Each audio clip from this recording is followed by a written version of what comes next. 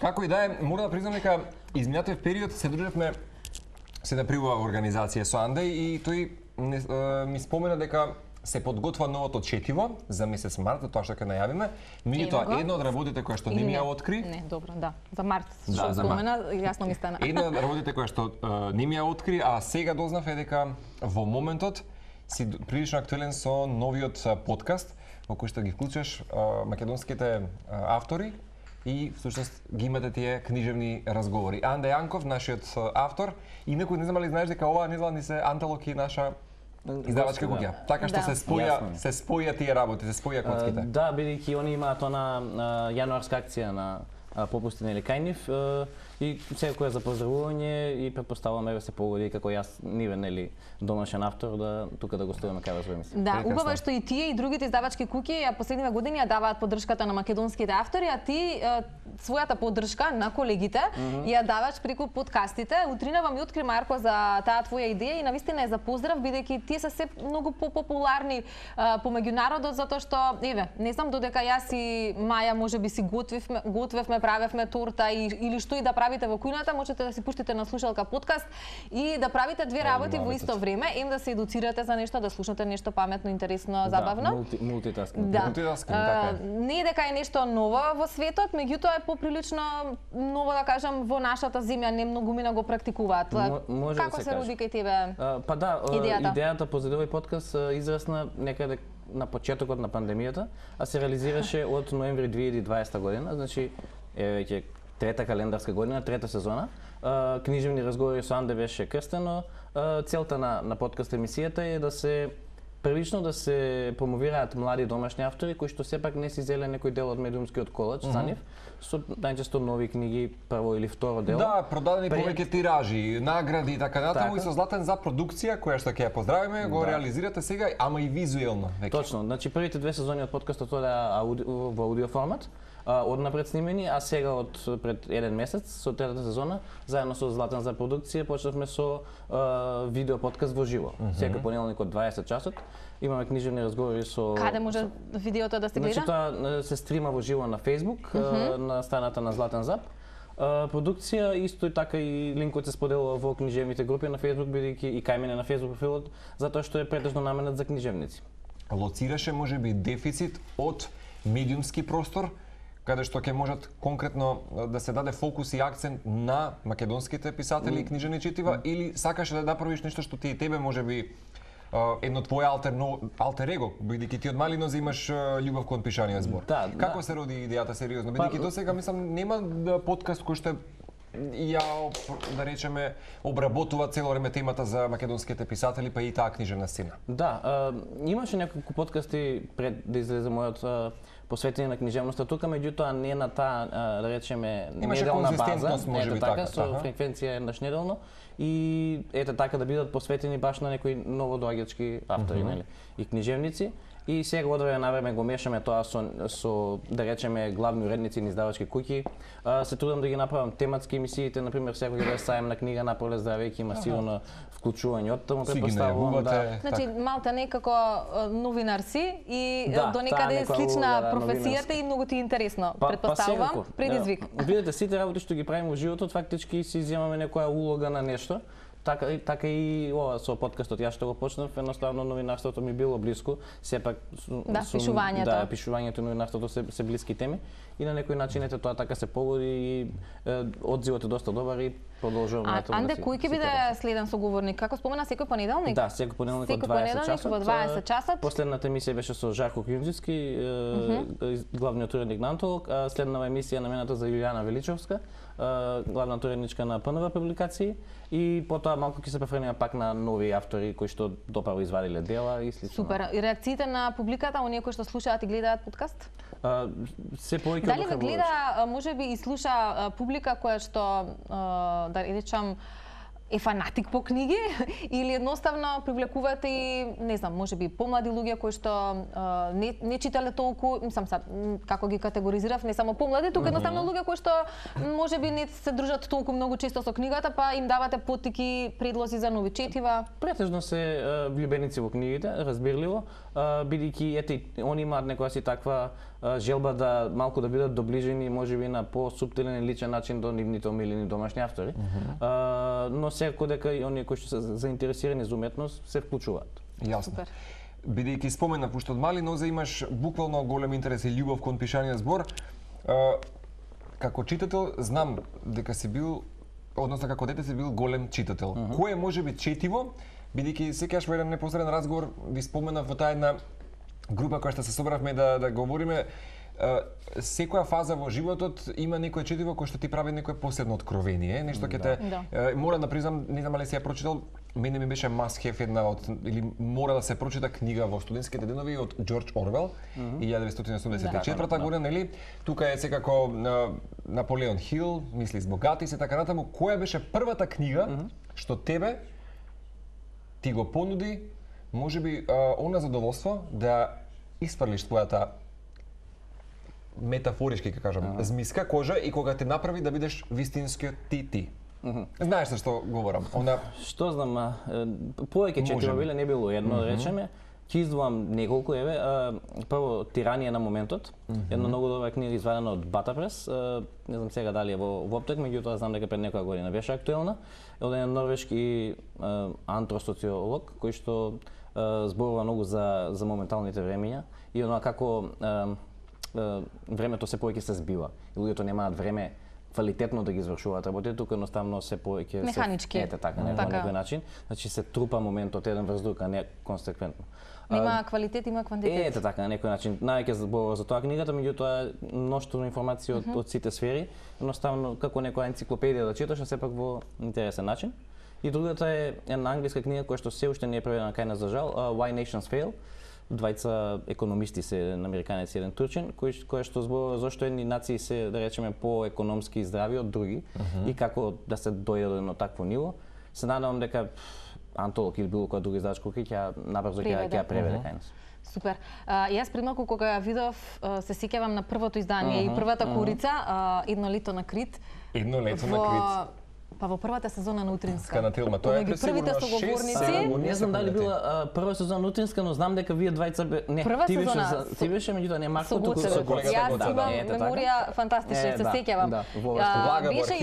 Беше и првата сезона на Утринската и еден од првите соговорници во тој период.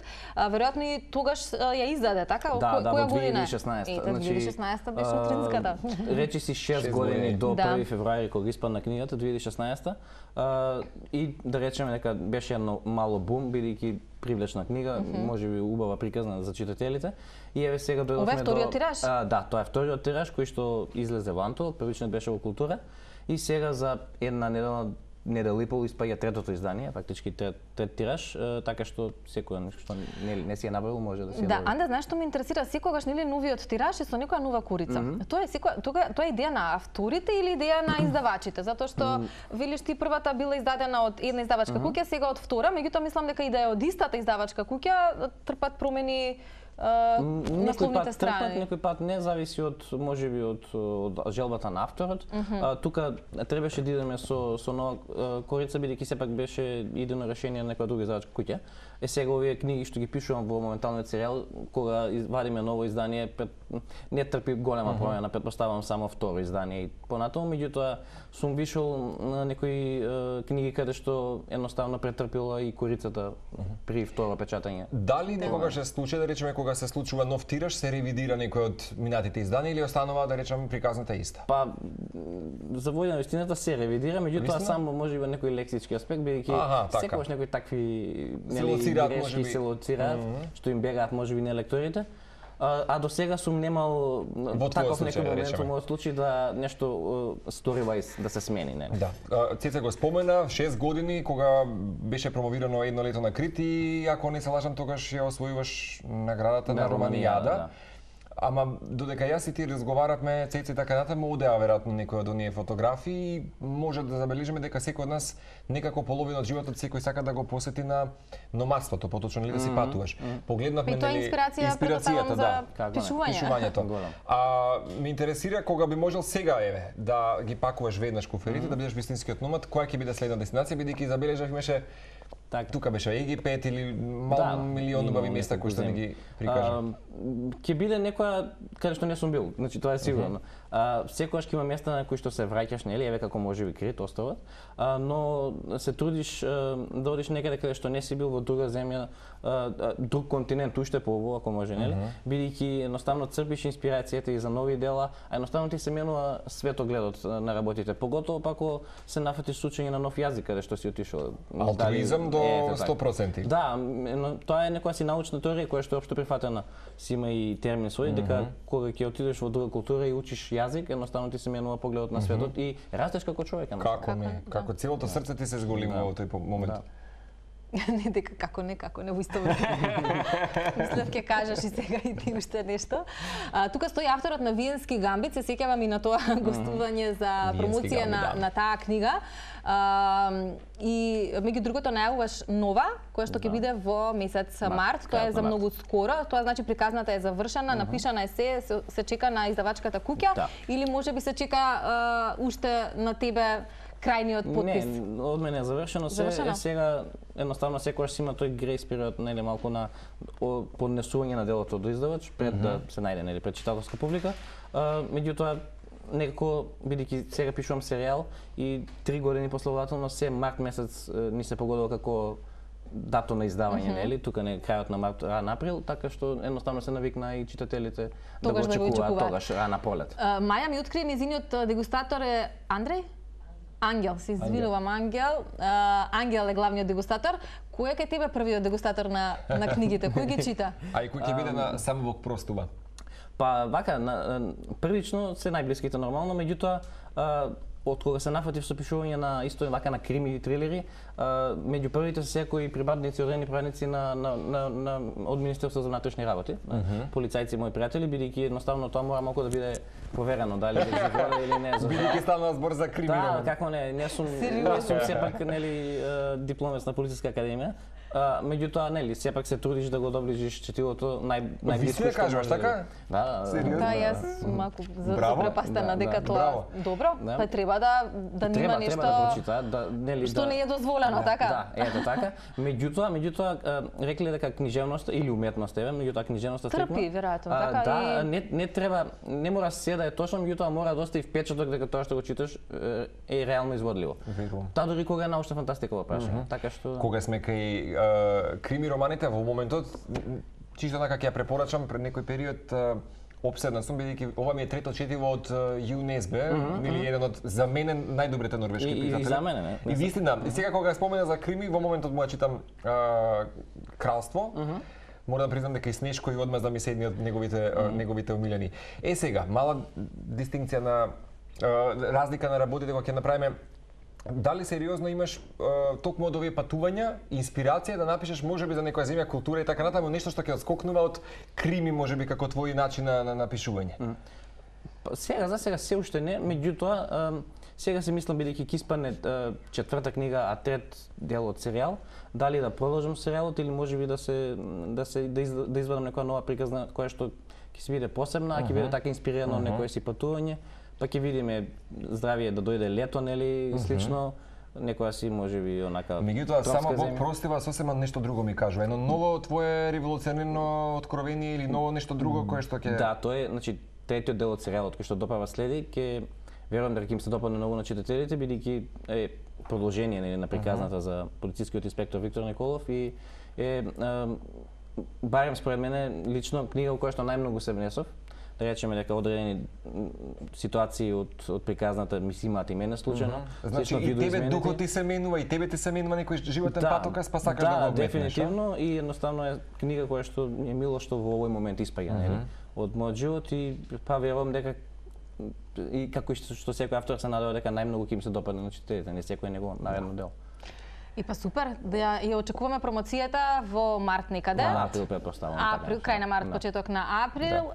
Секако ние како утринска екипа те следиме, гледаш од 2016 тука ќе видиме и понатаму за сите останати книги и дела, секако да ги промовираме на македонската јавност, затоа што многу пати сме рекле дека важиме за читателска нација, а и со не знам рубриките кои што ги имаме поврзани со книга сме покажали, докажале дека навистина нашата публика чита книги, што е за поздрав. Анде, Ќе поздравам Марија Златен за продукција, наши помилени пријатели и таа некако ми помогна можеби кусот или околу денешното интервју. Само да ти кажам дека во моментот Оливер пристигна од председателот на Асоциацијата на квизови на Македонија. Да, како се погодивме. Се погодивме и мора да ти признам дека не ќе ме да откриеме, токму поради таа причина што нели ако ветиме не сакаме да не исполниме, ама ќе следуваат убави мислам дека мигови во утринската филма. Кусо би те задржал. Дали мислиш дека недостасува можеби квиз добар во Македонија и во етерот како што беше некогаш, бидејќи јас искрено како мал многу често знаев да се едуцирам. Така сме растеле со квизови. И вистина ќе дознаеш многу работи кои што не си ги знаеш. Да, за жал растевме со многу повеќе квизови отколку што сега имаме или да речеме можеби поквалитетни, како. Сега не дека нема моментално, меѓутоа се малку и фали тој некој момент. Сега затоа се формираше таа македонска квиз асоциација, која што верувам дека во престојниот период ќе извади такви некои квизови во етер. А јас лично и се надам дека тука ќе помогнам во рамките на таа организацијата на паб квизови низ градовите во Македонија, бидејќи во Скопје едно време имаше на паб квиз сцена, меѓутоа со короната малку замре. И сега треба да се организираме, меѓутоа верувам дека тоа пак ќе заживее. Дај Боже.